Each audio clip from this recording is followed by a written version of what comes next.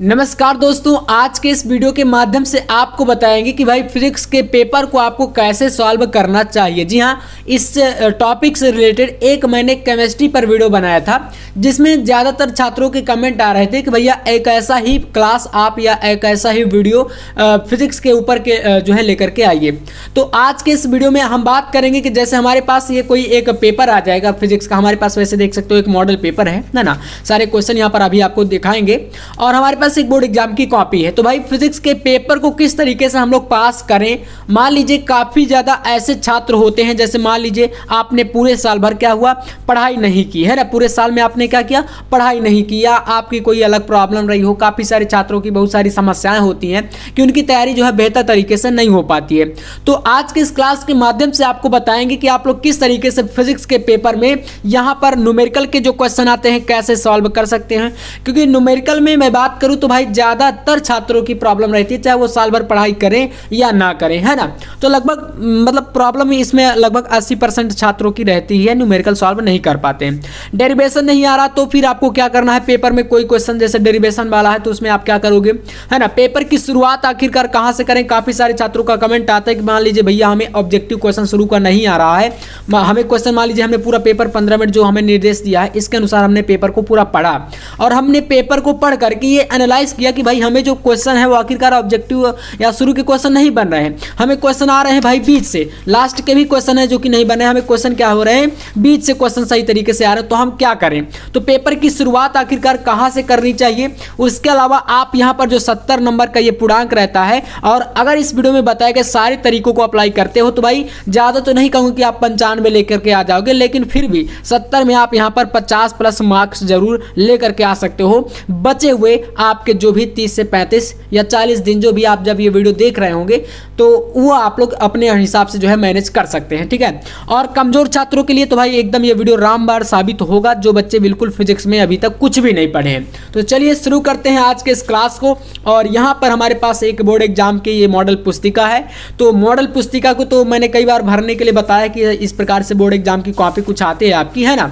तो इसमें आपको ये जो बॉक्स रहता है, बॉक्स वाला सारा काम आपको करना रहता है, बाकी का आपको कहीं पर भी नाम नहीं लिखना, कॉपी पर स्पष्ट रूप से बताया जाता है। यहाँ पर देख सकते हो कह रहा है कि परीक्षार्थी उत्तर पुस्तिका के किसी भी भाग में अपना नाम ना लिखें।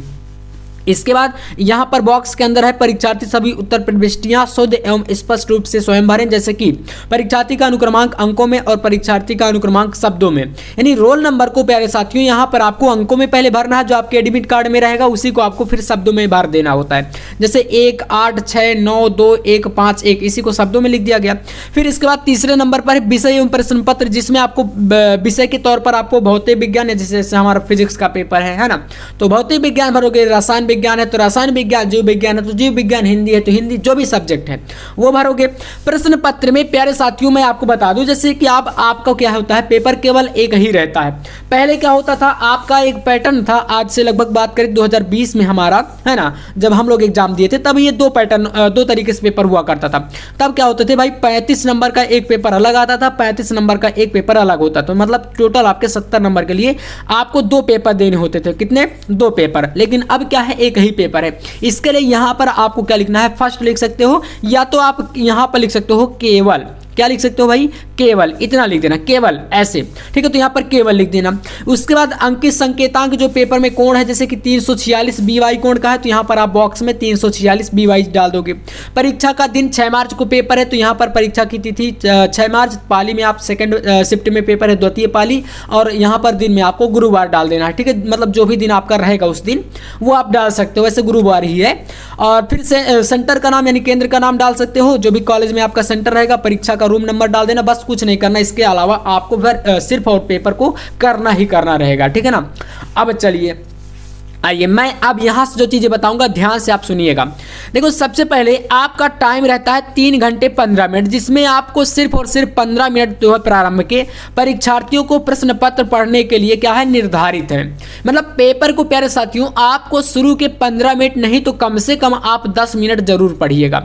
अब मैं ये इसलिए कह रहा हूं कि जैसा मैंने आपको बताया था कि भाई कोई सा भी सब्जेक्ट का पेपर है, अगर आप पूरा पेपर नहीं पढ़ोगे आप इस तरीके से पलट करके, तो बताइए, आप ही बताओ कि भाई क्या पता चलेगा कि हमें कौन सा क्वेश्चन जो है आ रहा है और कौन सा क्वेश्चन नहीं आ रहा है। तो ये कैसा पता चलेगा? जब हम लोग पेपर को पूरा पढ़ेंगे, ये चीज़ कर लोगे। अब जैसे मान लीजिए हमें ऑब्जेक्टिव क्वेश्चन नहीं आ रहा, तो फिर मैंने बताया कि पेपर को आप कहाँ से करोगे। तो जैसे हमें मान लीजिए यहाँ से क्वेश्चन ऑब्जेक्टिव का नहीं सही से आ रहा है, जैसे 6 ऑब्जेक्टिव आता है खंड आ के अंतर्गत। ये पेपर टोटल आपका इस प्रकार से खंड में डिवाइड रहेगा। आ हो गया आपका, खंड बा हो गया, है ना।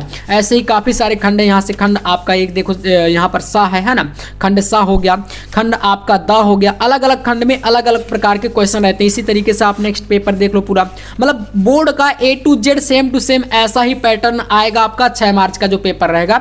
जैसे खंड या हमारे पास यहाँ पर है ना, तो टोटल खंड मैं आपके सामने यहाँ पर लेकर के आया हूँ जितने भी क्वेश्चन है, और सभी का मैं बताऊंगा कैसे आप सोल्यूशन करोगे, लॉन्ग के क्वेश्चन का, शॉर्ट के क्वेश्चन का। तो जैसे आपको अगर नहीं आ रहा शुरू का, तो भाई जहाँ से आए आप वहीं से जो है पेपर को करना स्टार्ट कर दो। ये चीज़ आपको हमेशा दिमाग में रखनी है। अब जैसे हमें शुरू से ही पेपर आ रहा है, तो हम यहाँ से करना स्टार्ट करेंगे ऑब्जेक्टिव क्वेश्चन। ऑब्जेक्टिव में आप देख सकते हो पहला प्रश्न आपके सामने यहाँ पर क्या दिया गया है, जिसमें आपका एक का नंबर क्वेश्चन कह रहा है विद्युत फ्लक्स का मात्रक क्या होता है ना। तो हमें पता है कि भाई यहाँ पर बी ऑप्शन सही है, वोल्ट मीटर होता है ना विद्युत फ्लक्स का।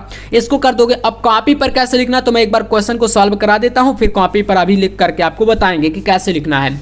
इसी प्रकार से आप खा नंबर में देख सकते हो एन टाइप अर्धचालक होता है। तो क्या होता है भाई, ये विद्युत का उदासीन होता है। ऑप्शन सी सही है यहाँ पर। इसी प्रकार से गा नंबर क्वेश्चन कह रहा है कि विद्युत चुंबकीय तरंगे होती हैं। तो कैसी होती हैं, तो भाई अनुप्रस्थ प्रकृति की होती है विद्युत चुंबकीय तरंगे। तो यहाँ पर आपका ऑप्शन बी सही है। ठीक है, इतना कर लीजिएगा। नेक्स्ट क्वेश्चन देखिए। तो मतलब ये वीडियो आपके लिए एकदम रामबाण है, और यहाँ पर मैं वो चीज़ें बताऊंगा जो गलतियाँ आपको नहीं करनी चाहिए, क्योंकि आप सभी को पता है मैंने लगभग अब तक के यूट्यूब करियर में या अपने इस स्टडी या टीचिंग करियर में ज़्यादातर, मैं आपको बता दूं, लगभग मुझे हो गया जो है टीचिंग कराते हुए 2020-19 में हमने एग्ज़ाम दिया था, और एग्ज़ाम देने के बाद मैंने 2020 से जो है पढ़ाना स्टार्ट कर दिया था। कब से? 2020 से।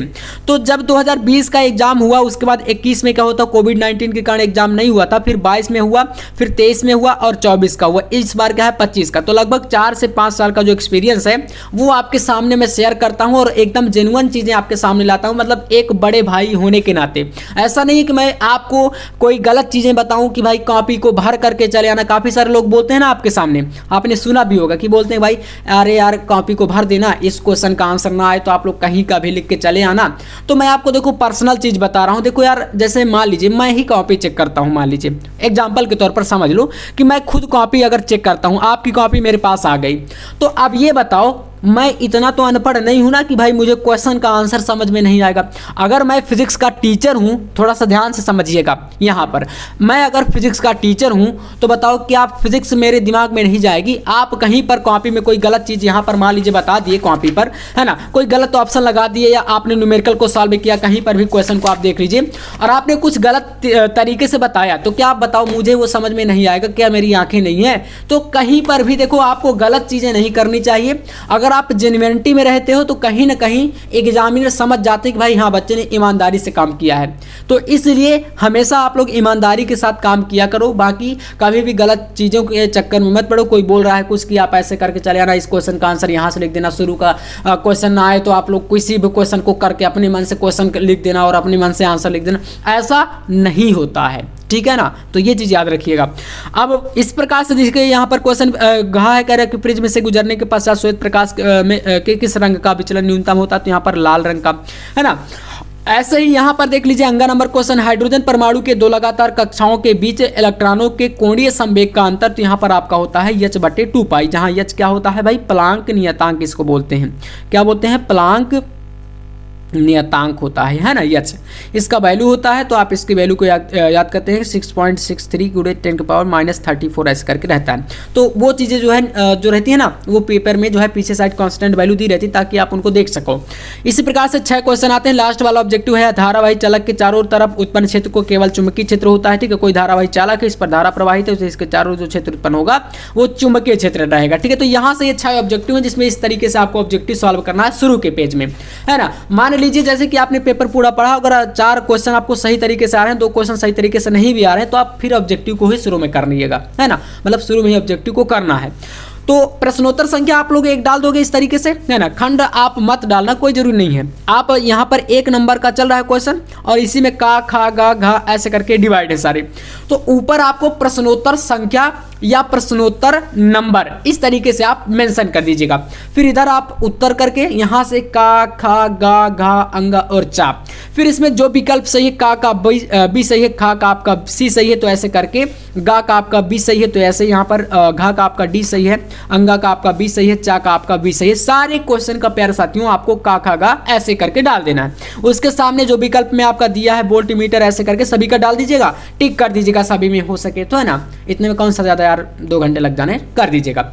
अब इसके बाद ये आपका पूरा क्लियर रहेगा। जब एग्जामिनर देखेंगे तो भाई उनको दोबारा देखने की जरूरत नहीं पड़ेगी, डायरेक्ट एकदम सही कर देंगे एकदम।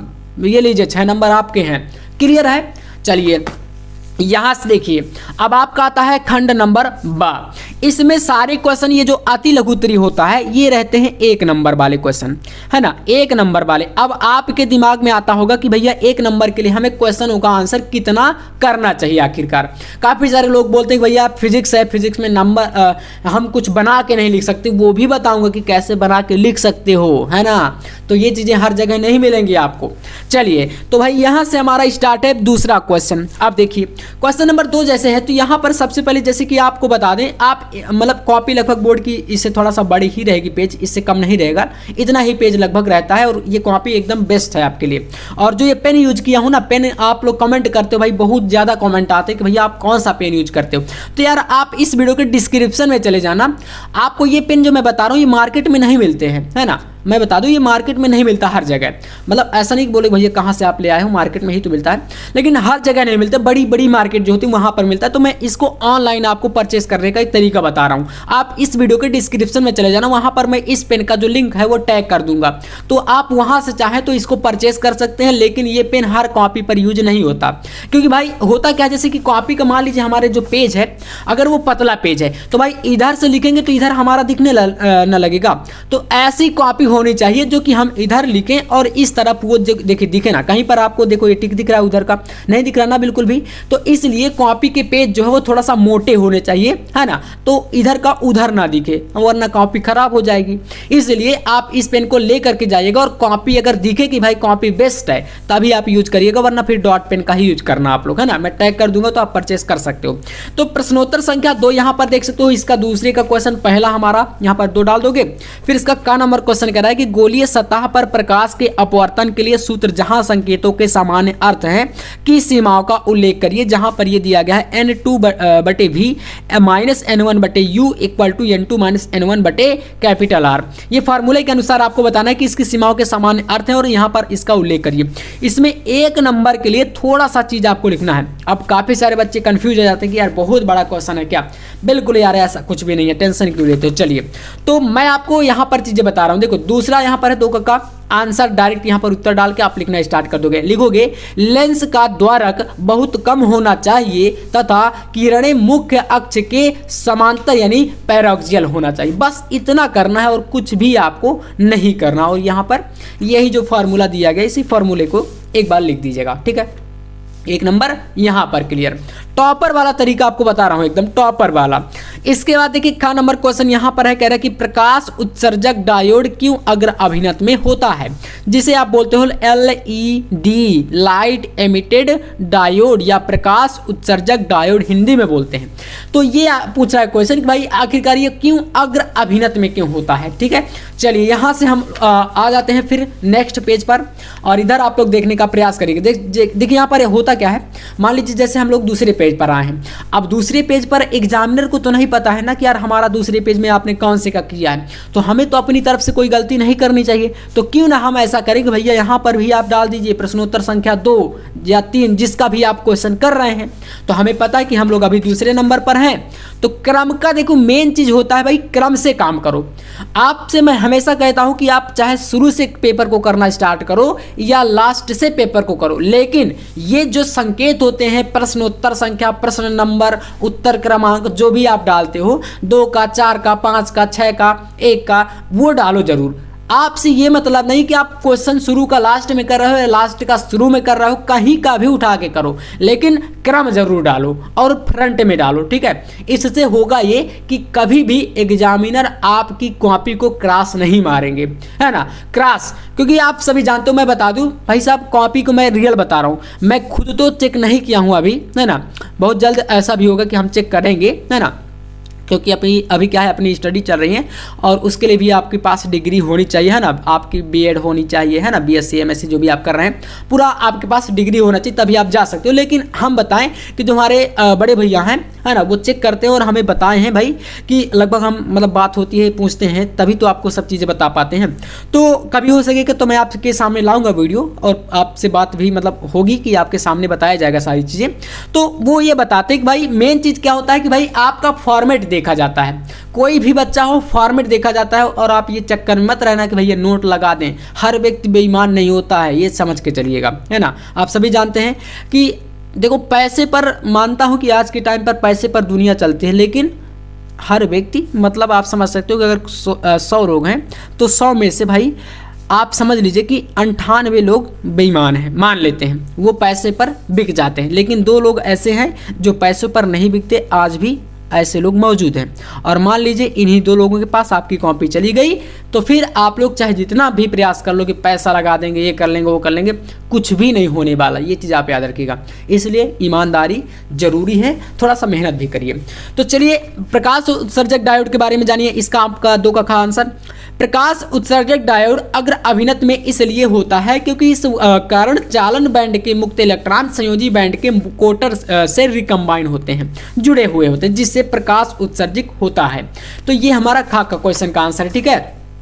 ऐसे ही आप देखिए, थोड़ा सा हमारी कॉपी जो है भाग रही है, कोई बात नहीं। चलिए यहाँ से आइए आप गा नंबर क्वेश्चन पे। क्वेश्चन नंबर प्यारे साथियों गा है, कह रहा है कि यदि एक प्रिज्म के प्रिज्म कोण और न्यूनतम विचलन कोण के मान हमारे क्या हों, ए हों, बराबर है, ठीक है ना। यानी कि प्रिज्म कोण आपका डेल एम या आपका यहाँ पर विचलन कोण, और जो प्रिज्म कोण वो है ए है, ठीक है ना, विचलन कोण है यहाँ पर आपका डेल एम, ये आपस में क्या है, बराबर है, ये क्वेश्चन कह रहा है। तो फिर कह रहा है कि तो प्रिज्म के पदार्थ का अपवर्तनांक ज्ञात करिए। तो भाई आपको पहले यहाँ पर जो क्वेश्चन कहा है वो उस पर ध्यान दो। क्वेश्चन कह रहा है कि भाई प्रिज्म कोण किसके बराबर है, न्यूनतम विचलन कोण के बराबर है, मतलब हमारा ए कोण किसके बराबर है, न्यूनतम विचलन कोण डेल एम के बराबर है। प्रिज्म के पदार्थ का अपवर्तनांक का सूत्र होता है म्यू बराबर साइन ए प्लस डेल एम बटे 2 और होल अपान यानी पूरे के बटे में साइन ए बाई 2, ये फॉर्मूला लगता है। ये सूत्र किसका होता है, तो प्रिज्म के पदार्थ का अपवर्तनांक होता है। अब इस स्थिति के अनुसार, है ना, आपका ए के बराबर क्या है, डेल एम है, तो भाई हम डेल एम की जगह पर ए लिख सकते हैं कि नहीं लिख सकते, क्योंकि ये बराबर है दोनों। जब यहाँ पर भी आपका ए हो जाएगा तो ए प्लस ए मतलब 2a, और 2a का मतलब 2 ऊपर का और नीचे का कैंसिल, तो यहाँ पर बच्चा साइन ए। वही चीज यहाँ पर इस तरीके से लिखा गया है, और साइन ए बाटे साइन ए बाई 2 मतलब कि साइन ए का फॉर्मूला हमें यहाँ पर लगाना पड़ेगा। तो म्यू बराबर साइन ए बटे साइन ए बाई 2, और साइन ए बराबर त्रिकोणमिति में फॉर्मूला होता है मैथ में sine 2 sine A by 2 into cos A by 2, ये साइन ए का फॉर्मूला है। तो इस साइन ए की जगह पर ये फॉर्मूला हमें यहाँ पर रख देना है। तो देखो यहाँ से साइन ए बाई 2 नीचे वाला और ऊपर वाला दोनों क्या हो जाएंगे, कट जाएंगे, बचा क्या, ऊपर बच गया 2 कॉस ए। तो भाई यहाँ पर लिख देना है म्यू बराबर 2 कॉस ए बाई 2, जो कि यही आपका क्या हो जाएगा यहाँ पर राइट आंसर। तो बहुत ईजी है, देखो इतना कुछ यहाँ पर कठिन नहीं है, इस फॉर्मूले के अनुसार ही सॉल्व हुआ। तो ऐसे क्वेश्चन जब आते हैं तो वहाँ पर अगर थोड़ा बहुत फॉर्मूले आप लगा करके, मतलब मेरे कहने का मतलब ये है कि भाई आप प्रयास करना, ये नहीं कि क्वेश्चन को छोड़ के चले जाओ, क्वेश्चन को एक भी पेपर में छोड़ना नहीं है, ये मैं कह रहा हूँ, ठीक है ना। लेकिन ऐसा भी नहीं है कि भाई आपसे फिजिक्स का क्वेश्चन है तो आप उसमें SST का आंसर लेके आओ, ये नहीं करना, ठीक है ना। उसी से रिलेटेड आपका कुछ भी थोड़ा बहुत बने तो आप उस क्वेश्चन में प्रयास करिएगा कि हाँ आखिरकार बच्चे ने कुछ प्रयास करा है, तो कम से कम उसका थोड़ा सा आपका एक उम्मीद रहेगा कि हाँ यार नंबर मिल सकता है ना। तो इस तरीके से कर सकते हो। इसके बाद देखिए यहाँ से हमारे ये जो सारे क्वेश्चन है मैंने बताया कि भाई क्रम से अगर करोगे तो इस तरीके से आप क्वेश्चन को सॉल्व कर सकते हो। यहाँ से आप देखेंगे अगर ध्यान से, अभी हमारा देखो खंड सा नहीं आया है यहाँ पर, जैसे कि एक क्वेश्चन आपका घ नंबर है, कह रहा है कि विद्युत चुंबकीय तरंग के वैद्युत एवं चुंबकीय क्षेत्र सदिश क्रमशः वेक्टर ई, है ना, वेक्टर ई इस तरीके से लिखा जाता है। तो ये क्या है, टाइपिंग का मिस्टेक है, तो वेक्टर ई कर सकते हो। और वेक्टर बी यानी कि आपका इस तरीके से वेक्टर बी। तरंग संचरण की दिशा भी ज्ञात करिए। तो भाई इसका आंसर आप इस तरीके से लिख सकते हो एक लाइन में, विद्युत चुंबकीय तरंगे का तरंग संचरण वेक्टर ई और जो वेक्टर बी है वो क्या होते हैं, एक दूसरे के लंबवत। मतलब कि अगर आपका चुंबकीय क्षेत्र इस दिशा में जा रहा है तो विद्युत क्षेत्र इस दिशा में जाएगा, यानी कि यहाँ पर इन दोनों के बीच का 90 डिग्री का एंगल बनेगा। और यही तो होता है परपेंडिकुलर या लंबवत, इसी को बोलते हैं। तो भाई इस तरीके से इसका आंसर लिख सकते हैं हम लोग।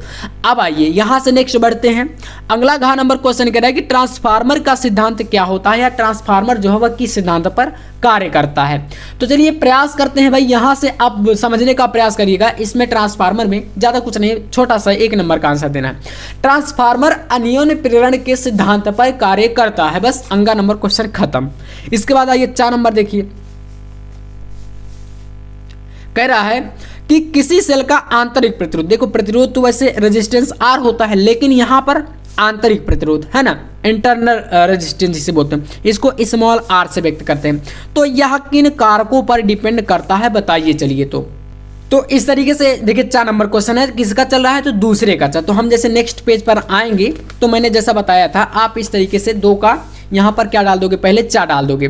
फिर यहाँ पर इसमें थ्योरी है, आपसे पूछा कि यहाँ पर जो आंतरिक प्रतिरोध है वह किन कारकों पर डिपेंड करता है। तो मैंने बताया कि भाई आप इसका 2 से 3 बता दीजिएगा, मैंने 4 बता रखा है, तो कोई सभी कर सकते हो। जैसे तो यहाँ पर जैसे है कि विद्युत अपघट्य की सांद्रता पर डिपेंड करेगा, निर्भर करेगा, है ना, इलेक्ट्रोडों के बीच की दूरी पर, इलेक्ट्रोडों के डूबे हुए क्षेत्रफल पर और ताप पर, है ना, यानी टेम्परेचर पर। तो इसलिए दिखाया गया है R proportional to D, R proportional to, यानी यहाँ पर व्युत्क्रमानुपाती 1/A, है ना। ऐसे ही ताप पर R प्रोपोर्शनल टू T, बस ऐसा कर दीजिएगा। अब आइए देखिए यहाँ से ये सारे क्वेश्चन कंप्लीट, सॉरी यहाँ पर कंप्लीट। अब यहाँ से खंड नंबर क्या है, सा है। खंड सा में अगर आप ध्यान से देखो तो यहाँ से स्टार्ट है लघु उत्तरीय प्रश्न, और ये क्वेश्चन रहते हैं 2 नंबर वाले, यानी 2 मार्क्स का क्वेश्चन यहाँ से प्यारे बच्चों आपका पूछा जाने वाला है। 2 मार्क्स में पहला क्वेश्चन तीसरे का नंबर है, व्हीटस्टोन सेतु के लिए परिपथ आरेख खींचिए और इसकी कौन सी भुजाएं संयुग्मी होंगी। तो भाई आपको पता है कि व्हीटस्टोन सेतु हम तो बना लेते हैं, बहुत अच्छे तरीके से हमें आता है व्हीटस्टोन सेतु बनाना। संयुग्मी भुजाएं आखिरकार क्या होते हैं, ये एक बड़ी समस्या है और काफी सारे बच्चों को ये चीज समझ में नहीं आती कि भाई संयुग्मी भुजाएं आखिरकार होती क्या हैं, है ना। तो चलिए नो प्रॉब्लम, हम यहां से अब देखते हैं इसको। यहां से आप क्या करोगे, यहां पर आप डाल दोगे पहले प्रश्नोत्तर संख्या या जो भी नंबर आपको कुछ करना है, जो भी मैं बताता हूं, आप यहां पर इस तरीके से डाल सकते हो, ठीक है। तो इस तरीके से यहाँ पर आप 3 का डालोगे, पहले ऊपर डालोगे प्रश्नोत्तर संख्या 3 और 3 का। फिर इसमें आप देखो यहाँ पर ये बनाई हुई व्हीटस्टोन सेतु बहुत ही इंपॉर्टेंट है। वैसे यहाँ पर 2 नंबर में पूछा है, अगर लॉन्ग में आएगा तो थोड़ा सा बड़ा रहता है। तो जैसे यहाँ पर आपके पास P, Q, R, S ये 4 प्रतिरोध रहते हैं इसमें, जो कि इसमें चतुर्भुज का जो आकार है इसमें जुड़े रहते हैं, है ना। अब इसी के साथ A, B, C और D ये 4 चतुर्भुज की भुजाएं हैं, है ना। इसी में आपका P के साथ I1 धारा प्रवाहित है, Q के साथ I1 धारा, मतलब देखो यहाँ से I धारा चली। अब ये I धारा, अब ये हमेशा काम आएगा, ठीक है ना, एग्जाम तक आपका बहुत काम आने वाला एक क्वेश्चन है। यहाँ से I धारा गई और जैसे ही A पॉइंट पर पहुंची तो A से आपकी 2 भागों में डिवाइड हो गई, एक ऊपर वाले में B की तरफ और एक आपका A से D की तरफ। तो इधर वाली जो धारा गई उसको I1 नाम दे दिया गया, ये एरो दिखा रहा ना, और जो आपका A से D की ओर गई इसका नाम I2 दे दिया गया, है ना। तो यहाँ से I1 ये चलते हुए I1 यहाँ तक आई और ये I2 यहाँ से यहाँ तक आई और पुनः से यहाँ पर C पर आई तो फिर से I बन गई, है ना। ऐसे ये धारा आपकी चलती है और यहाँ पर एक सेल जुड़ा है और बाकी आप सारी चीजें आपके सामने ही देख ही सकते हो। तो यहाँ पर आपको लिखना है कि इसमें सेल तथा गैल्वेनोमीटर, जो यहाँ पर गैल्वेनोमीटर धारा मापी इसको बोलते हैं, ये यहाँ पर बीच में लगा है। आपस में बदलने पर संतुलन अवस्था परिवर्तित रहती है, मतलब संतुलन नहीं बदलेगा। अतः सेल तथा सेल भुजा AC जो कि A से C की ओर ये भुजा है ना। तो यहाँ से ये आपका, या तो आप चाहे तो मतलब यहाँ पर ये आपका संतुलन, इसमें आपका B से D को और इधर उधर चेंज कर दे तो कोई भी संतुलित रहेगा, यहाँ पर कोई चेंजेस नहीं आएगा, वही चीज़ यहाँ पर बताया है। तो इसलिए AC तथा गैल्वेनोमीटर की भुजा जो आपकी BD वाली ये भुजा है ना, A से C वाली भुजा ये हो जाएगी, है ना। यहाँ से ये देखो, यहाँ से पूरी ये इसमें अटैच है और ऐसे ही B से D वाली ये भुजा है, तो ये आपस में क्या हो जाएंगी, संयुग्मी मानी जाएंगी। इस तरीके से आप इसका जो है सिर्फ थ्योरी नहीं करना, मतलब इसमें डेरिवेशन नहीं करना, सिर्फ इतना थ्योरी लिख करके ये डायग्राम बना देना, आपका क्वेश्चन सही माना जाएगा। ऐसे ही आप और आ जाओ। तो इस प्रकार से देखो यहाँ तक जब पेपर को आप कर ले जाओगे तो फिर आपको पूरे पेपर में क्या जो है चूज करना है, ये ढूंढना है कि भैया पूरे पेपर में न्यूमेरिकल कितने हैं, ठीक है ना। जब आप पहले ही शुरू में पढ़ लीजिएगा पेपर को, जब 15 मिनट मैंने चीज़ बताया ना एक, तो 15 मिनट जब पेपर को पूरा पढ़िएगा तो आपको करना क्या है, पूरे पेपर में पहले देखना है कि भाई जो न्यूमेरिकल वाला पोर्शन है हमारा, आंकिक प्रश्न जिसे आप बोलते हो, है ना, आंकिक प्रश्न, काफ़ी सारे बच्चे न्यूमेरिकल नहीं समझ पाते, आंकिक प्रश्न जिसे आप गणित का सवाल बोल सकते हो, फिजिक्स में जो पूछे जाते हैं गणित के रूप में, उनको आप फाइंड करिएगा। जैसे यहाँ पर आप देखोगे तो ये एक न्यूमेरिकल है, ऐसे ही आप इधर आ जाओगे तो यहाँ पर आपको एक ये न्यूमेरिकल दिख रहा है, आप देख लीजिए 2 न्यूमेरिकल अभी तक में मिले।